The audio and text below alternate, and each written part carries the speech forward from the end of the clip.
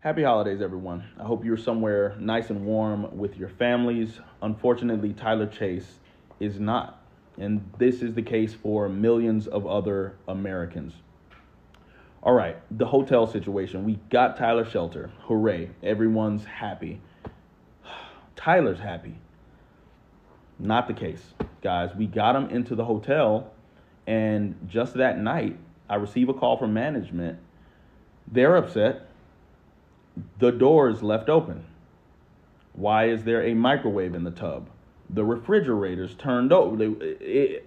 I just feel so devastated. I'm at a loss. And his family told me that they had tried the hotel thing before and it didn't work. And of course, Dan, why did you assume that you were going to be able to, just fix this situation? I don't even think we should be at this point, guys. 3 nights ago, when we tried to get him to the hospital, the authorities should have.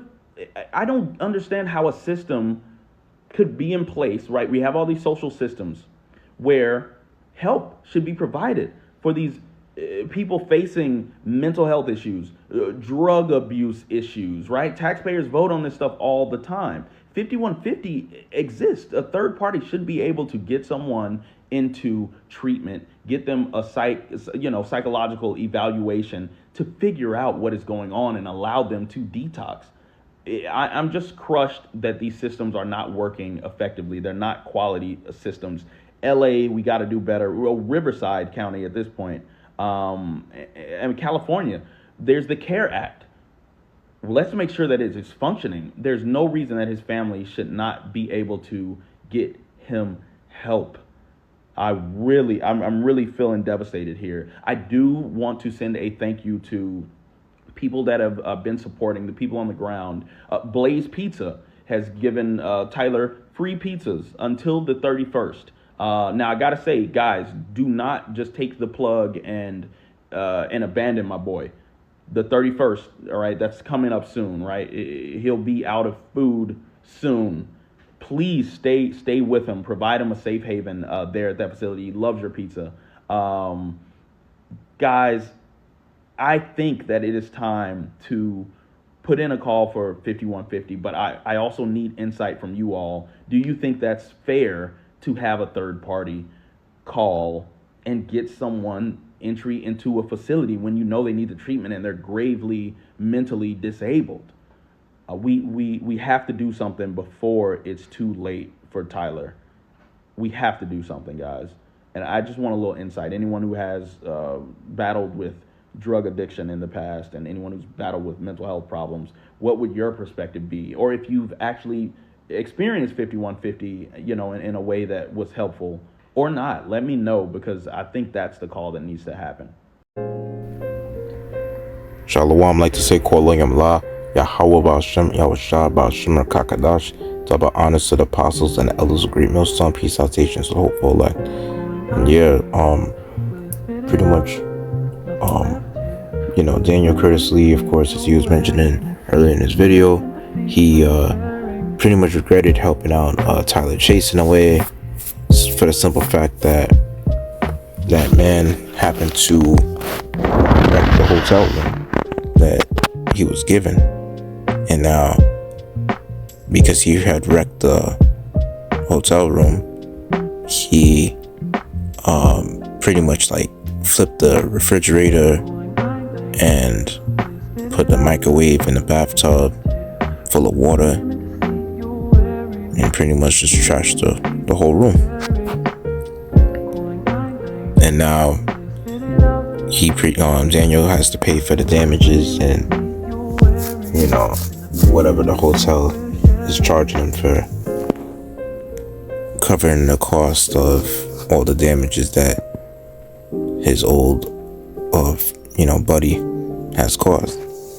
And you see, the thing is that there's a few precepts I want to bring out the spirit, showing you how you got to be careful on who you do good deeds for and who you help out. And like I said, for the most part, this man most likely coming from his actions and how he appears to be, he may most likely be a Edomite. this guy, Tyler Chase.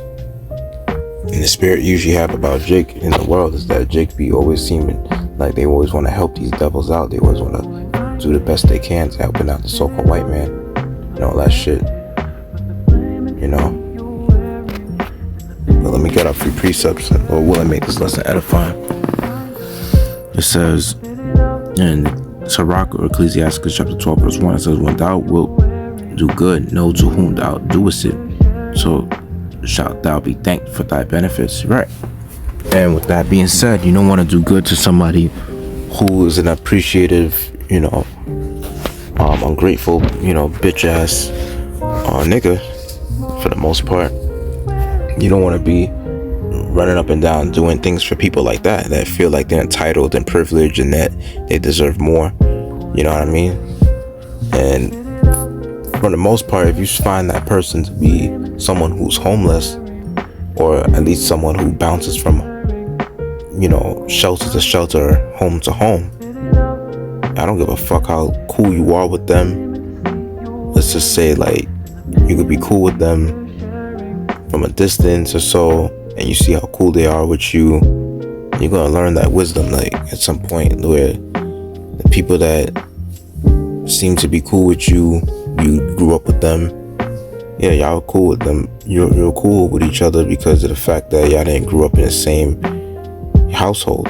Now, let's say you bring that person to your place, the dynamic's gonna be completely different. It's gonna be a whole different ball game. Because there's going to be some things you're not cool with, and you try to tell that person calmly, to kind of like adjust to certain things. That person going to end up, give or take, maybe within a few weeks or a few months, you're going to see how that person going to turn out to be. And they just can't hide that hatred that they're going to develop for you. Some of them may just had secret hatred for you the whole time, but it ultimately will manifest when you in their place, or when they're in your place for the most part. In this case, I'm talking about you doing a good deed for someone, bringing them to your domain. And pretty much for the most part, I learned that from personal experience at one point, because you gotta really understand that even with our own people, with 2/3 of our own people, they're just as bad as well.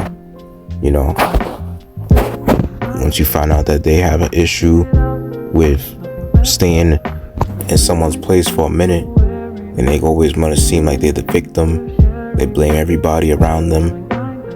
They go from their family members' cribs, bouncing from one crib to the next.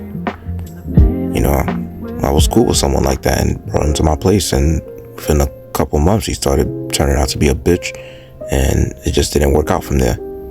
And then, of course, before you leave, you want to kind of sharpen up in his behavior to some degree, and try to like even apologize, even though I was trying to resolve the situation, before it got to the point where he started to get disrespectful. And instead of saying certain things in my face, he want to text me and message me certain things and all the nonsense, and I had to confront him about it and be like, yo, what's up? Like, why you keep doing XYZ? And for the most part, you're not trying to create tension when somebody's in your place, because you don't know what they're capable of doing to your stuff behind your back. But when he left my place, for the most part, that's when I started kind of like putting his ass in his place over the message and shit like that. But at the end of the day, I'm not cool with him no more, and that pretty much happened when I was attending college at the time, and I lived off campus at some apartment, and I don't no longer live there no more. So, and the thing about that person, that nigga, I'll say for the most part, is that he ended up pretty much rather losing me in contact with me, because I ended up saying certain things that considered as a sub or so, like they will call it, subs on social media. I ended up talking my shit, and eventually he felt offended, even though it wasn't directly putting his name out there, but it still was subliminal messages pertaining to him. And he felt like, he wanted to just block me off of everything and just, remove himself from my life, which, I really don't give a damn about. And, one thing I realized is that the part where he got me was when, being hypocritical. You're going to have people like that, where they sound like they're all for peace. They sound like they talk as wise as you. They know a lot of shit, but then it's like they're full of shit when you really see them in person.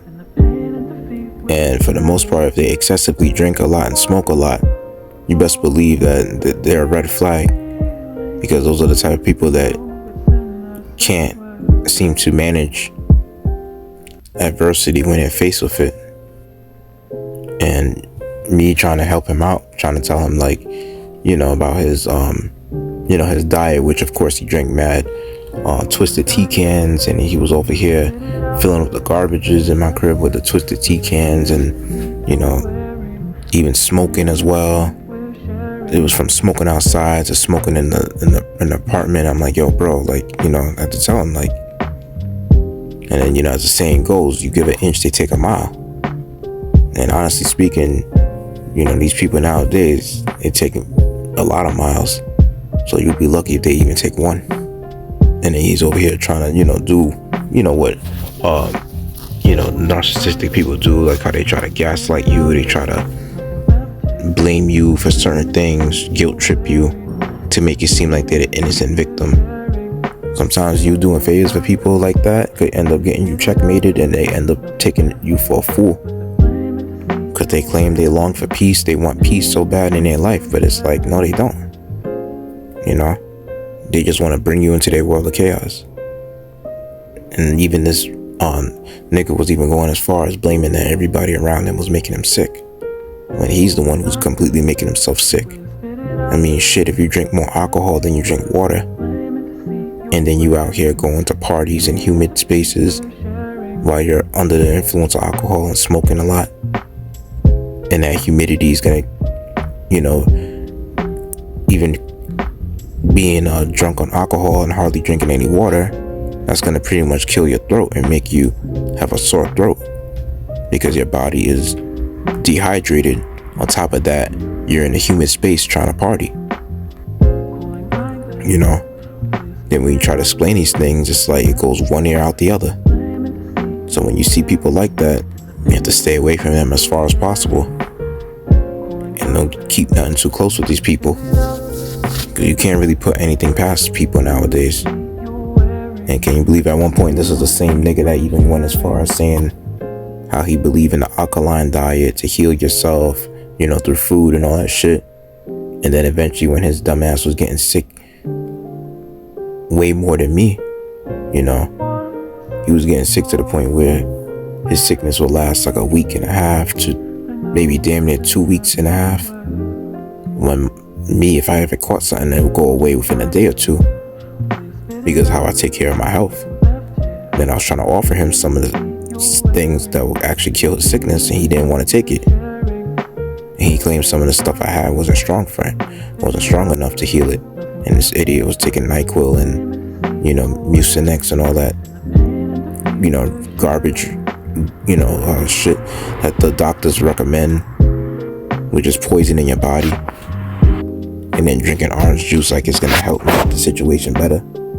And and somebody that dumb can't really sit with themselves, so what they do is they project and deflect on how stupid they are onto you, and make you feel like you should, feel bad for being smarter than them.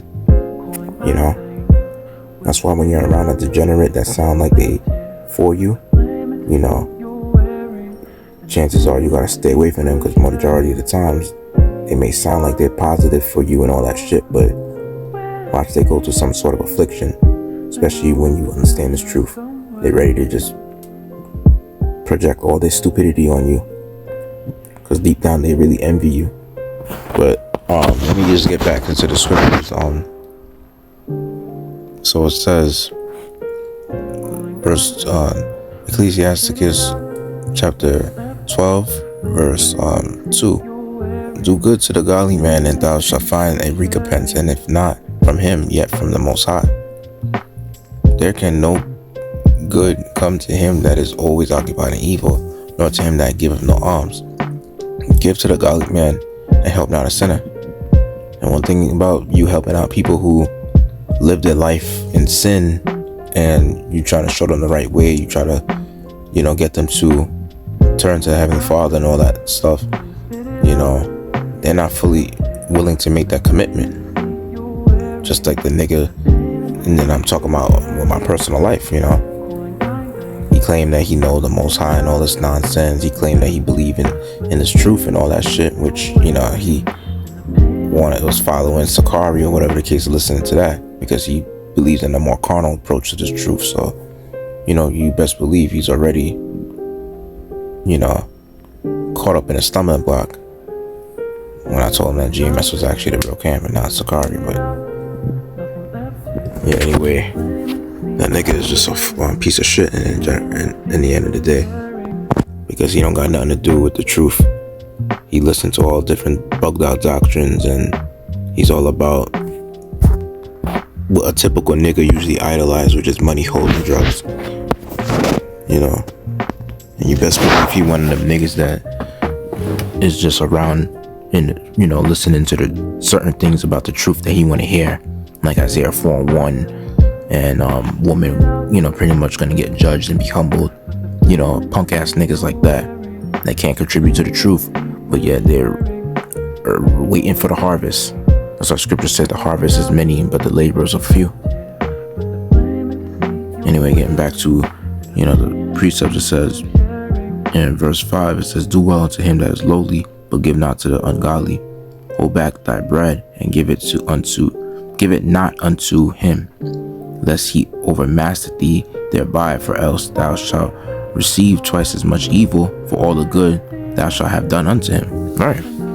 So you're gonna receive more evil than good from the nigga that you try to help out, that is a piece of shit.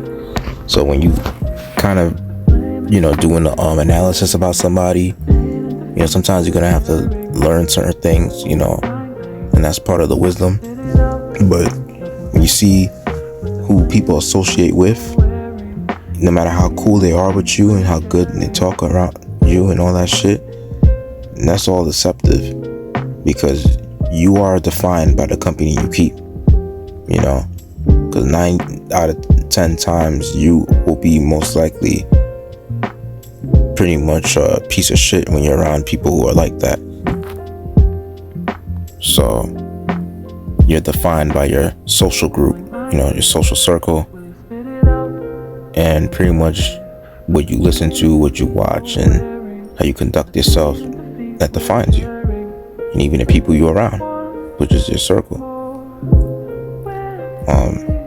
Verse 6 says, for the Most High hateth sinners, and will repay vengeance unto the ungodly, and keepeth them against the mighty day of their punishment.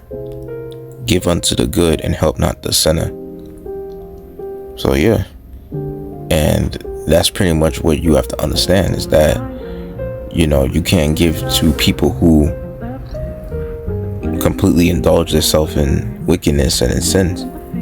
You see somebody homeless and all that shit, you could have it to where if you would like to intervene or so, you could buy some food or whatever for that person. Best to not give them money, because they most likely will spend it to, use drugs. And then you go as far as trying to set up something where they could get medical attention and medical help. But you trying to do it yourself, it's like you're gonna be super devastated. It's a process, and it takes a team effort to pretty much get people, the right help they need and all that stuff. And ultimately, people gotta accept that they need help and help themselves, because that's what really, that's what it takes. And a lot of times you trying to help somebody out that is pretty much bugged the fuck out in a certain way like that, they will pretty much put their demons on you. That's why I said in verse 5 that, you're going to receive twice as much evil for all the good that you do for them. That's what people will do to you. And look at what Esau would call an Indian giver, which is a pretty much a description about the white man, instead of admitting to what he is, which Esau does take whatever we give, whatever we gave him in the time of our rulership, And first off, God is the one that actually helped Esau out, which is the so-called Native American. And what Esau ended up doing was taking what God gave them and giving them, nothing but smallpox and killing off their buffaloes. And eventually, they gave the Native Americans, which are Gadites, to the, scriptures, like they gave them nothing but pure hell. So realistically, all the bad traits that Esau talks about our people, they're the ones that pretty much are like that themselves. But yeah, that's what a nigga will do. They will pretty much take whatever you gave them and turn it back, and they might maybe give you maybe some good stuff here and there, maybe just to keep you around, but whatever they give you afterwards, it'll be devastating and detrimental to your spirit. That's why it's best to lose them before you lose yourself. This is what it says in the scriptures about, giving something a high value to those that don't deserve it.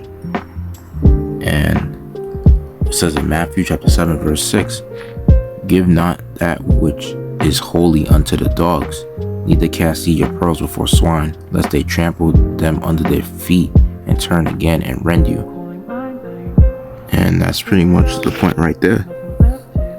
You don't want to give, something that's precious of value to someone who's considered a degenerate.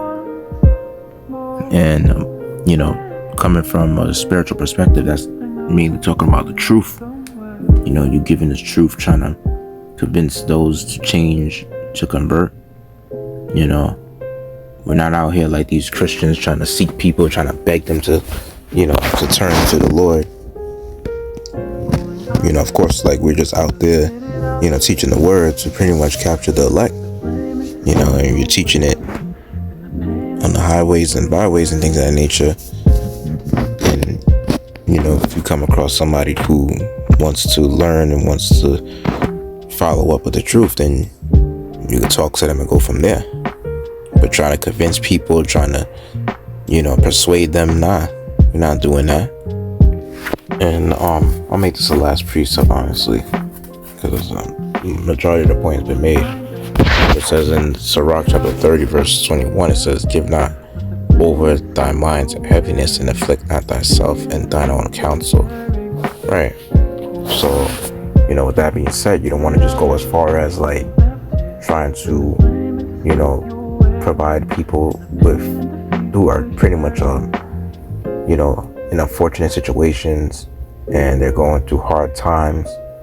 You don't want to try to keep going as far as like providing them with too much help they needed, and they're not trying to receive the help, and they're trying to put you through the ringer to even try to help them. And you don't want to do things like that, because it's like it's gonna end up stressing you out, and before you know it, you're gonna have a head full of gray hair, and then you're gonna end up pretty much losing your mind just like them. And like the scripture said, they will give you twice the evil than good, than the good you're giving them. Because the thing is that some people want you to be broken because they don't want to reflect on themselves. So when they break you to that point, they don't see themselves as a problem anymore, because now they see that you're the one with the problems,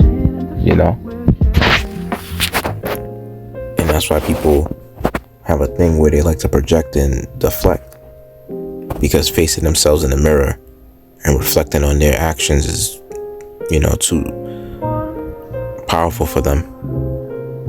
And I know one thing about, like, you have it to where, Jake in the world, they consider themselves a Christian. They're too much on the supportive side of trying to,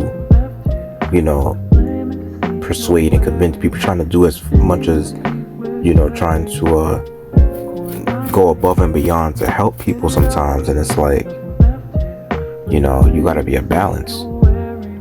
You got to understand that there's a point in life where you have given somebody the help, and sometimes you probably give them a little too much help, and then they end up starting to drain you. The real way you help people is by making sure whatever help that you give them, that they're gonna get their ass, straightened out, and they're gonna basically go as far as making sure that they get their shit together and they're independent to where they don't need your help anymore. Like, you pretty much enforcing that discipline in them, because a lot of the problems will really occur when you helping people out too much, and then they end up not doing anything with their life because they realize that you're their number one supporter, and that's not how you help people. Because now, what if you're gone? You think somebody's gonna take over and help them out as much as you were helping them out? No. Even with the Lord himself, he woke us up to the truth, gave us this miracle to wake us up to this truth. And it's like, now, we better live by the word, and we better, repent and actually change our ways. Now we better, pray that the Lord is dealing with us to the point where he have us to serve him, and be that profitable servant. Even when the Lord did a miracle for some man who was lame, he said, "Rise, take up thy bed and walk." It was expected of him to not sit on his ass no more and just, taking it for granted that, he has been healed by the Lord, because now you have the ability to pretty much operate in a particular function that you was missing out on your whole life. Now you're able to do it, and now you're able to function well. So you better just continuously function properly from there. So yeah. Other than that, let's edify. Let's give all glory, praise, honor to Adonai, Yahweh, Bashem, Shalom, Yasharahla, Shalom, Kakadash, double honor to the apostles and the elders, great millstone, peace, out, teaching to the hopeful elect, Shalom.